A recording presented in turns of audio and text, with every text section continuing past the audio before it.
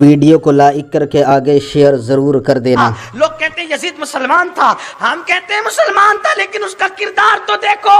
اس بدبخت نے کہا تھا کہ بدر میں میرے باپ داداؤں کو جو قتل کیا گیا میں نے اس کا بدلہ لے لیا ہے۔ میرے پیارے آقا علیہ السلام کے دیوانوں، ام المومنین اما جان عائشہ صدیقہ پر اس نے گالیاں بکی، اس بدبخت نے گالیاں بکی ام المومنین پر۔ وہ ام المومنین جس کے بستر پہ قرآن نازل ہوا، وہ ام المومنین جس کے بستر پہ قرآن نازل ہوا، وہ ام المومنین جس کے لیے سورہ نور کی آیتیں نازل ہوئی، وہ ام المومنین جس سے نکاح کرنے کا حکم اللہ تبارک و تعالیٰ نے اپنے محبوب کو دیا، وہ ام المومنین 1/3 دین جس کی برکت سے ہمارے پاس پہنچا، اس ام المومنین کو اس نے بدبخت نے گالیاں بکی۔ اس لیے میری گزارش ہے کربلا والوں سے محبت کرنے والوں، صرف شربت تک نہیں، صرف شربت تک نہیں، صرف کھچڑے تک نہیں، صرف فاتحہ تک نہیں، فاتحہ بھی ہو، شربت بھی تقسیم ہو، نیاز و نذر بھی ہو، لیکن امام علی مقام کی بارگاہ میں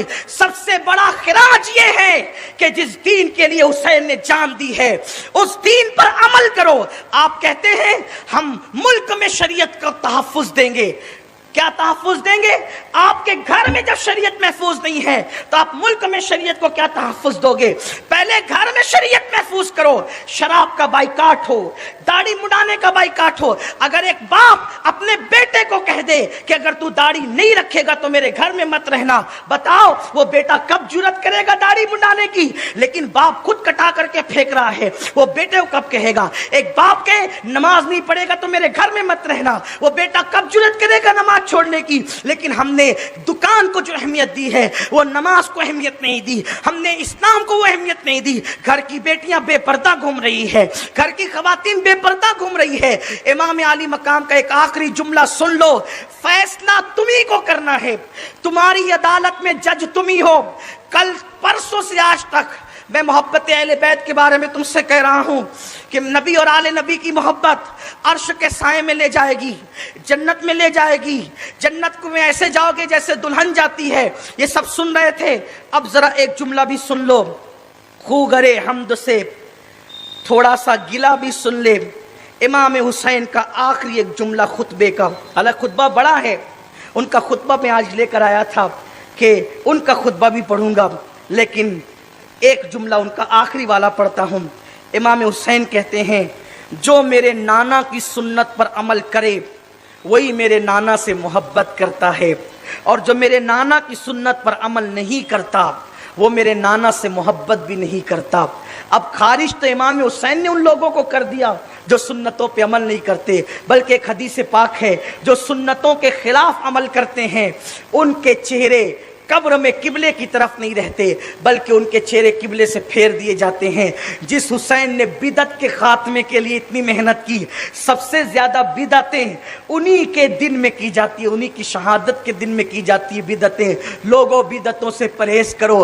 ہاتھوں میں کڑے پہننا یہ حسینیت نہیں ہے۔ اللہ اکبر، میلوں میں جا کے عورتوں کو دھکے دینا یہ حسینیت نہیں ہے۔ اللہ اکبر، خود جو ہے بانسریاں لے کر کے عاشورہ کی شب میں دیکھتا ہوں میرے جوان، میرے محلے میں ہی بڑا بازار لگتا ہے کہ بانسریاں لے کر اور وہ باجے لے کر نوجوان چھوکرے گلیوں میں بجاتے گھومتے ہیں بانسریاں، وہ جس کو ہم اپنی زبان میں پنگانی کہتے ہیں، وہ بجاتے ہیں۔ میں صرف تم سے اتنا پوچھتا ہوں، حسین کا جوان علی اکبر شہید ہوا، اس میں بانسری بجانے والوں، پنگانیاں بجانے والوں، اگر آپ کا 18 سال کا بیٹا بھی اکٹتا تو آپ یہی کرتے؟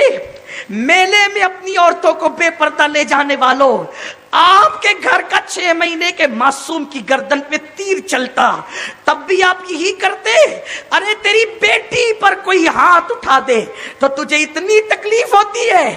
جس دن تم خرافات کرتے ہو، جس دن تم نمازیں چھوڑ کے میلوں میں جاتے ہو، جس دن تم معاذ اللہ نئے نئے کپڑے پہن کے دولہے کی طرح سج سنور کر کے تم خرافات اور بدعات میں مصروف رہتے ہو، وہ دن ایسا دن تھا جب سکینہ کی بالیاں نوچی گئی تھی، سکینہ अमीना के चेहरे पे तमाचे मारे गए थे, ज़ैनब की चादर छीनी गई थी, अल्लाह अकबर, उम्मे कुलसूम की चादर छीनी गई थी, अली असगर का झूला लूट लिया गया था। आप मुझे बताओ, जिसने तुम्हारे ईमान के तहफ्फुज़ के लिए इतनी कुर्बानी दी है, उस कुर्बानी देने वालों को तुमने ये सिला दिया कि तुम्हारे घर में उस दिन कुरान खानी भी नहीं होगी, तुम्हारे घरों में फातिहा भी नहीं होगी, तुम्हारे घरों में उसका कोई दुख का इजहार भी नहीं होगा। शोक मत करना, लेकिन कम से कम मोहब्बत हुसैन का इजहार तो करो, मोहब्बत हुसैन का इजहार तो करो। कुर्बानी क्यों दी थी? हुसैन पाक को कोई कमी थी? कोई कमी नहीं थी। जिन्होंने फकीरों को 10-10 हजार दिरहम दी, फकीरों को, आखिरी बात कहने चला हूं, उसको सुन ले। हजरत उसामा की इयादत के लिए, जब उसामा बीमार पड़ गए ना, उसामा की इयादत के लिए उसामा बिन जैद की, इमाम हुसैन गए, वो रो रहे थे, हजरत उसामा रो रहे थे। इमाम पाक ने कहा, उसामा क्यों रो रहे हो, उसामा क्यों रो रहे हो? कहने मौत को देखकर, कहा मौत तो देख रहा हूं हुसैन, लेकिन 60,000 रुपये मेरे ऊपर कर्जा है, 60,000 रुपये मेरे ऊपर कर्जा है, कौन देगा मेरी तरफ से? मैं गरीब आदमी हूं। मौला हुसैन ने कहा, फिक्र मत करो, मैं दूंगा। जो दूसरों के 60-60 हजार खुद अदा कर दे, उसको कोई कमी थी? कोई कमी नहीं थी। दौलत थी, माल था, बेटे थे, इज्जत थी, मदीने वाले इतना एहतराम करते थे, इतना एहतराम करते थे। एक मर्तबा मुल्क शाम में किसी ने किसी से पूछा कि मैं मदीने जाऊंगा तो कैसे पता चलेगा कि हुसैन यही है? मैं मदीने जाऊंगा, मैंने अभी तक हुसैन को देखा नहीं है, मदीने जाऊंगा तो पता कैसे चलेगा कि हुसैन यही है? बास मुसन्निफों ने हजरत अमीर मुआविया रज़ी अल्लाह तआला का नाम लिखा है कि उनसे किसी ने पूछा कि मैंने हुसैन को देखा नहीं है, मदीने जाऊंगा तो कैसे पहचानूंगा? तो उन्होंने बताया, सब अदब के साथ गर्दन झुकाकर जिसके सामने बैठे होंगे और पूरी मस्जिद में जो सबसे खूबसूरत और बावकार होगा, उसी को दुनिया हुसैन कहते हैं। आप गौर फरमाएं, आप गौर करें कि इमाम अली मकाम का इतना एहतराम था कि लोग सर झुकाकर मदीने मुनव्वरा में उनके सामने बैठते थे, कोई कमी नहीं थी। लेकिन ये चाहते थे कि भाई जो लुटाना है लुट जाए, मगर अल्लाह का दीन महफूज रहे। आज जो अजाने, नमाजें, दीन, कुरान, शरीयत हमारे पास है, ये सब मौला हुसैन की कुर्बानियों का नतीजा है। और याद रखना, आज अगर कोई खिलाफ शरीयत काम करता है तो उसके खिलाफ जो भी उठकर खड़ा होता है, उसको जो उसूल और रहनुमाई कहीं से मिलती है तो उसका नाम करबला है। करबला रहनुमाई फराहम करता है लोगों को बातिल के खिलाफ उठकर खड़े होने के लिए। तो हमने यही सिला दिया। हजरत इमाम अली मकाम ने कहा, मैं अदा कर दूंगा 60। कहा मेरे मरने के बाद अगर आप अदा करेंगे तो मैं कम से कम कफन में बोझ लेकर जाऊंगा। कहा नहीं भाई, मैं मरने के बाद नहीं, आपकी मौत से पहले अदा कर दूंगा। वो सारी फेरिस्त मुझे दे दो। ले ली और घर गए और कर्ज वालों को बुलाया और हजरत उसामा के विसाल से पहले पहले 60,000 की आपने तकसीम फरमा दी। ये इतनी दौलत, इतना एहसान करते थे लोगों पर। मुसलमानों, आज दीन हमारे पास से निकल गया, हम आज दीन से दूर हो गए, दीन शरीयत हमारी जिंदगी में नहीं। आज मुस्लिम लड़के नौजवान लड़कियों पे बदनजरी करते हैं। ये तो यजीदियत है, खुली यजीदियत, खुली यजीदियत। तुम्हारे मोहल्लों के अंदर गांजा चरस के धंधे होते हैं, बदन पे सफेद कपड़े, बड़ी बड़ी दाढ़ियां, सरों पे टोपियां, गांजा चरस का धंधा करोगे तुम मुसलमानों के मोहल्ले में। याद रखना, अल्लाह को मुंह क्या दिखाओगे? अल्लाह को मुंह दिखाना है। अरे रोटी का टुकड़ा तो कुत्ते को भी मिल जाता है। अगर पेट की आग बुझाने के लिए हराम कारोबार तुमने खोल रखे हैं तो अल्लाह को मुंह क्या दिखाओगे? खाओगे कितना, कितना खाओगे? हराम छोड़ो, हलाल की तरफ आओ, सुन्नतों पर अमल की तरफ आओ, बिदतों को छोड़ो। बिदत, चाहे वो अमली बिदत हो, चाहे अकीदे की बिदत हो, सब बिदतों से तौबा करो। शराब नोशी से निकलो, जुए के अड्डों से निकलो, औरतों को जुल्मन तलाक देने से बचो। ये सारी चीजें जुल्म ज्यादती की इस्लाम के खिलाफ है। और एंड इस पर करता हूं, करबला की दास्तान सुनने के लिए आने वालों खवातीन से भी कहता हूं, मेरी बहनों, जिस रसूल ने औरतों के लिए कहा कि मेरी मस्जिद में यानी मस्जिद नबवी में नमाज पढ़ने से बेहतर है کہ عورتیں اپنے گھر میں نماز پڑھیں.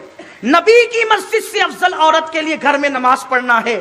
اب مجھے بتاؤ, وہ عورتیں میلوں میں نکلے جھنڈ کے جھنڈ بنا کر. ہم دیکھ رہے ہیں مسلم عورتیں بغیر کسی مرد کے, بغیر کسی محرم کے, ہوٹلوں پر, جنگلوں میں, پہاڑیوں میں ادھر ادھر اکیلی نظر آ رہی ہے ہمارے شہر کے باہر. اور پھر ہر روز حادثہ سننے میں آتا ہے, وہ فلاں کی بیٹی کے ساتھ یہ ہو گیا, وہ فلاں کی بیٹی کے ساتھ یہ ہو گیا, وہ فلاں کی بہو کے ساتھ یہ ہو گیا. وہاں گئے تھے کیوں؟